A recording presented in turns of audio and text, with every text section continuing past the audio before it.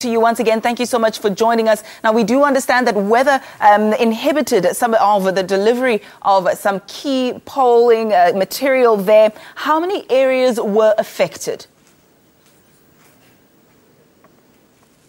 Well, it's quite a significant number. Last night, however, when the Electoral Commission addressed a media briefing in this room, they couldn't really give us the exact number because some of the information was still being fed through. However, what they did confirm was that there will be voting continuing today to make sure that those who could not vote yesterday because of weather, because polling stations couldn't do what they were supposed to do, will be given a chance to do so today, because not a single Zambian should be disenfranchised, whatever the circumstances. They say they are doing everything humanly possible to make sure that those people get to vote today. Even though obviously what's happened will delay the counting of the results and will obviously have a knock-on effect. They did say that for now they are sticking to the original deadlines, which means that the counting will continue, and the original plan of having the results known tomorrow and hopefully the inauguration on Friday, all of those things will happen as things stand, notwithstanding the challenges that they have encountered so far. Ayanda?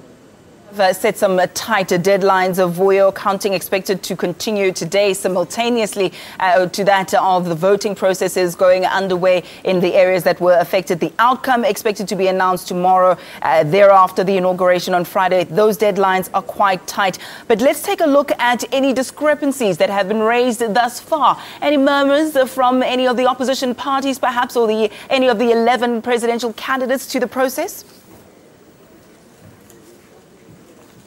Well, so far, the problems have been really around the delivery of material at polling stations.